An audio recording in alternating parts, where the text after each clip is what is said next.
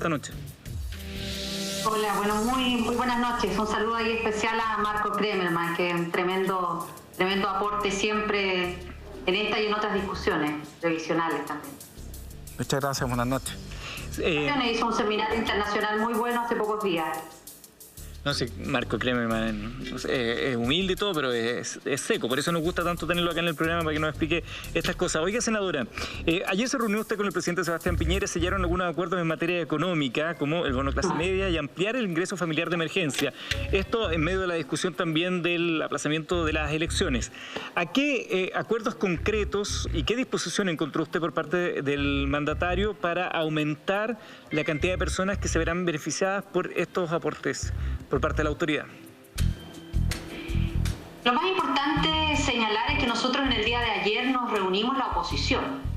La oposición, además, desde una perspectiva muy amplia, no solo los partidos que tienen representación en el Parlamento, sino también las fuerzas políticas de centro-izquierda, incluidos movimientos sociales como Unidad Social, entre otros. Y fue una muy buena reunión, porque como lo hemos mantenido para nosotros cuando la oposición se une en propósitos que son tan importantes, en este caso como la protección de la vida de las personas, eso le hace bien al país. Porque aquí no se podía dar solo una discusión como la que quería llevar el gobierno si se postergaban o no la fecha de las elecciones. Lo que a la oposición le interesaba es que esto tiene que estar acompañado de medidas que den mayores garantías a las personas, mayores garantías desde el punto de vista sanitario y mayores garantías también para que las ayudas sociales lleguen. Yo alcancé a escuchar algo a Marco y creo que cuando él lo ha descrito muy bien, todas las dificultades que tiene para las familias acceder a las ayudas económicas. Y por lo tanto, cuando se establecen cuarentenas en nuestro país, estas cuarentenas son de mentira. Son de mentira porque las familias más modestas tienen que igual salir a buscar el sustento de la familia. Y por eso que la oposición, desde una perspectiva muy amplia, dijo: aquí lo que a nosotros nos interesa es establecer condiciones para que a la gente le vaya mejor, pueda acceder a ayudas que estén garantizadas sin todas estas barreras de entrada. ¿Y qué consiguieron entonces? Definió la unidad de la oposición en el día de ayer. Entonces, pero en términos concretos para la gente, más allá de la trastienda política, que siempre es interesante, de hecho le quiero hacer otra pregunta después justamente eso de la unión de la oposición. En términos concretos, ¿qué se logró para la ciudadanía de esa conversación? Que algunos llamaron un chantaje, pero en la práctica ha sido una conversación. Nosotros simplemente hemos transmitido el propósito de la unidad más amplia de la oposición, que dijo: sabe que aquí pensar solo en fechas de postergación no basta. Siempre va a tener un arreglo, la política se va a resolver. Lo que hoy día estamos en una situación crítica son las medidas sanitarias y las medidas sociales. Y eso fue el marco de la conversación con el presidente, en cómo se garantizan mejores condiciones sanitarias. Es decir, lo mismo que también el propio Consejo Asesor Presidencial para COVID le había dicho el fin de semana, claro, en que había que acelerar el calendario de vacunación. Y el presidente comprometió acelerar ese calendario de vacunación, que vamos a llegar cuando sea la fecha de la elección con una cantidad muy importante de compatriotas vacunados ya 2 dosis. Senadora. Y eso hace una diferencia. Respecto, ¿en qué versó la conversación? Más ayuda sanitaria y simplificar las ayudas sociales, aumentando el universo al 80% de la población. Hoy día el ingreso familiar de emergencia, lo dijo Marco, llega al 60%, eso está por ley.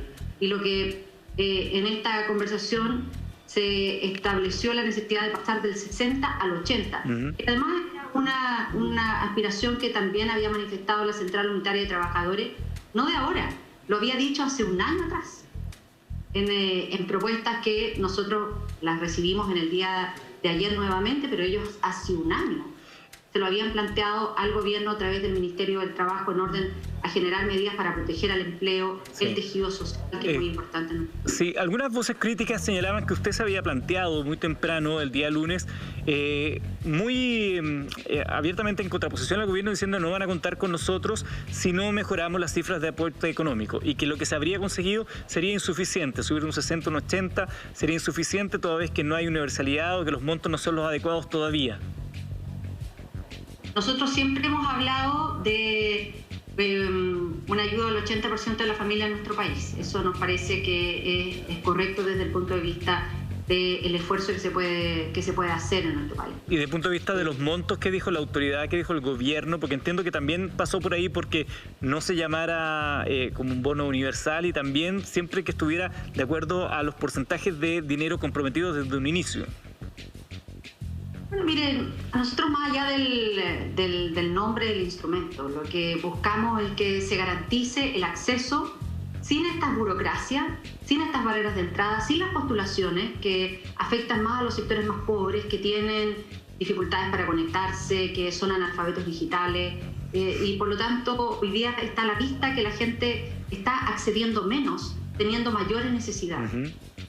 Hoy día además esta conversación está radicada en la Comisión de Hacienda que preside la senadora Jimena Rincón, y ahí están en un trabajo muy intenso, han estado durante todo desde la mañana, y es ahí donde, además de un debate que es de cara a la ciudadanía, aquí no hay conversaciones por atrás y que se sepa, no, es un debate en la Comisión de Hacienda, lo que el gobierno ha definido algo que no quiso hacer durante todo el año pasado, que era aumentar el universo de personas que reciben este beneficio. 60 al 80. Y es pasar de 60 al 80.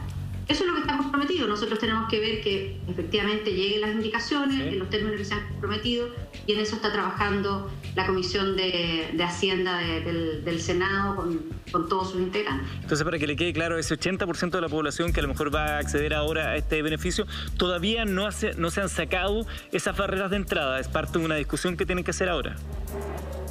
Bueno, lo que nosotros hemos conversado en el día de ayer es que esto tiene que ser sin barreras de entrada, porque entre los sectores más afectados son los sectores más vulnerables.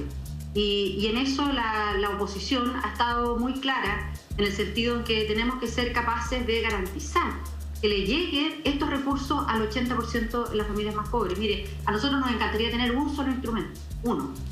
Y reconocemos que hoy día de eso estamos un tanto lejos porque el gobierno está enamorado de políticas que han sido un fracaso, y por eso estamos en la situación crítica en la que hoy estamos. Se lo escuchaba Marco, decía, claro, algunos no están en fase de cuarentena, tienen el bono COVID.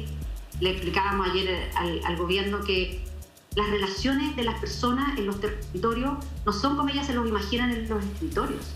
Hay muchas personas que viven en comunas que no están declaradas en cuarentena, pero trabajan en comunas que tienen cuarentena. Le pongo el caso donde yo vivo. Yo vivo en Vallenar, no está en cuarentena. Mucha gente trabaja en Huasco y Huasco lleva semanas en cuarentena.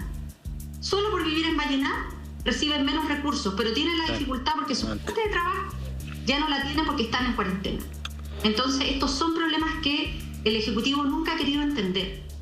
Y por eso que la oposición le ha dicho, aquí tiene que mejorar las medidas sanitarias, tiene que garantizar que efectivamente se restringen los permisos solo a las funciones esenciales, tenemos que acelerar el plan de vacunación, se tienen que establecer medidas también en el transporte público, porque usted no saca nada con establecer distanciamiento físico si después van todos los trabajadores y trabajadoras en el transporte público unos al... Y segundo, hay que establecer condiciones para las ayudas sociales.